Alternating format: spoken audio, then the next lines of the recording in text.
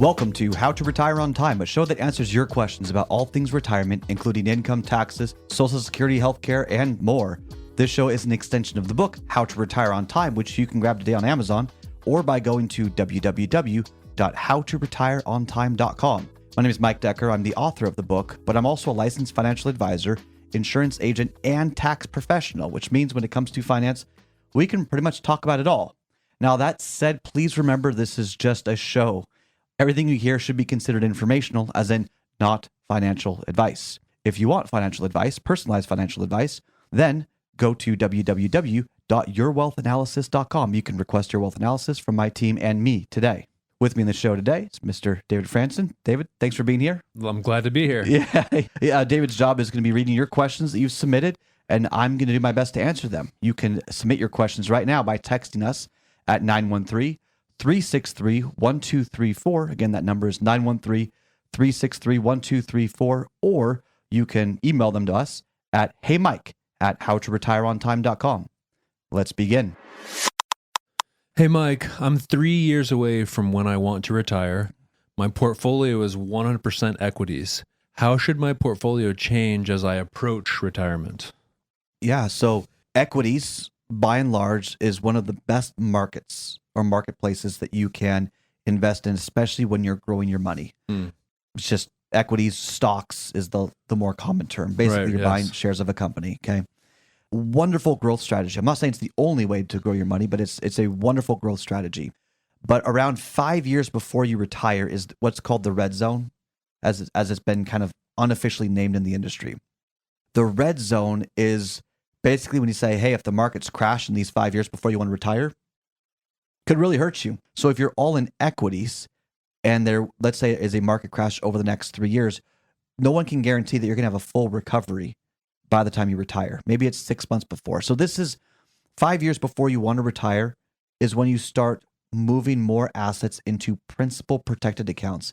It's what we call the reservoir. So just like a city has a reservoir of water in case of a drought, we believe that a part of the portfolio should be protected, as in it can't go backwards. You can't lose money, so that if the markets were to crash, you're preserving just enough as you enter into retirement. So 3 years out, in my mind, probably not buying CDs or anything like that, but he's buying some longer maturity, principal protected investments or products that would just kind of hedge against the possibility that the markets crash. So Kiplinger magazine, some people have heard it, it's the number one magazine in the country when it comes to personal finance, took my research on market crashes, flat markets and all of this, and I'll explain that in just a second. Yeah. And they're sending it out right now. They're republishing it to all the financial professionals who they're trying to educate, which is really fun. A huge compliment here. But here's the stuff that they're trying to explain to financial professionals about the equities market that I'm going to share with you right now. Okay. The markets have a history of crashing every 7 or 8 years. Doesn't mean it's every 7 to 8 years. So, the last couple of years, 2020 and then 2022, 23, the markets didn't cooperate. They recovered, thank goodness, but there were some nervous moments where the markets were going down. That wasn't every 70 years. That was a closer time frame. All right. 1987, October, it was a Black Monday. The markets just tanked heavily in one day. Thankfully, they recovered. 3 years later, a geopolitical event happens. Iraq invades Kuwait.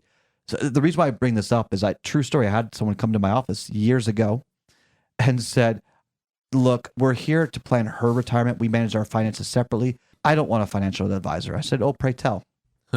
He says, because I just keep my assets all in equities.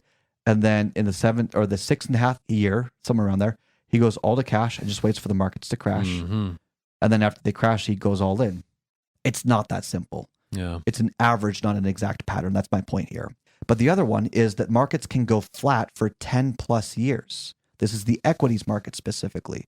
And many people think that that was a one-off situation from 2000 to 2010, that if you would have invested basically in the S&P 500 or, large companies, that you would have made no returns over a 10-year period of time. That's scary. Yeah. Especially when you're retired and you're maybe trying to live off of the growth of your portfolio, whatever your plan is. I can hear the dividend investors saying, that's why we do dividends. Not that simple, but that's another conversation for another time. But my point being is markets can go flat for 10 plus years, and that's very suffocating to a retiree and their portfolio and their plan. this is not a one-off thing. It happened in 1965, happened in 1929, happened in 1906, and Goldman Sachs has come out and said it could happen in the near future. There's a reasonable probability that we make basically no returns in the equities market on average for the next 10 years. We just don't know when it would start and what that exactly would look like. Yeah, so this is like a period of time where maybe there's some little ups and downs, but the overall average is just like... Yep, 10 years later, you're at where you started. Oh, yeah. So again, equities market, there's 4 places you can shop really for where your money is. You've got the bank marketplace. Okay. You've got the insurance marketplace. Then you have your public marketplace. That's your stocks and your bonds. All right. So your ETFs, your mutual funds, all that. Then you have the private marketplace, the restricted marketplace. That's where you've got private credit, private debt.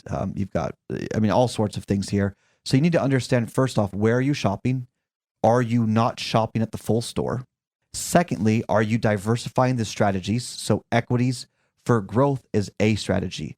Equities for dividends is another strategy. ETFs for growth is one strategy. ETFs for income is another strategy. And they're more diversified. So that means less growth, but less risk in some sense. You've got ETFs that will pay you a yield, not a dividend, but a yield because they're doing covered calls. And I'm just starting out on this Narnia of exploration of all the different ways you could diversify your strategies so you're not totally at risk of a flat market cycle. There are ways to hedge against it. But back to the reservoir comment, as you're approaching retirement, you want to put more money into the protected accounts.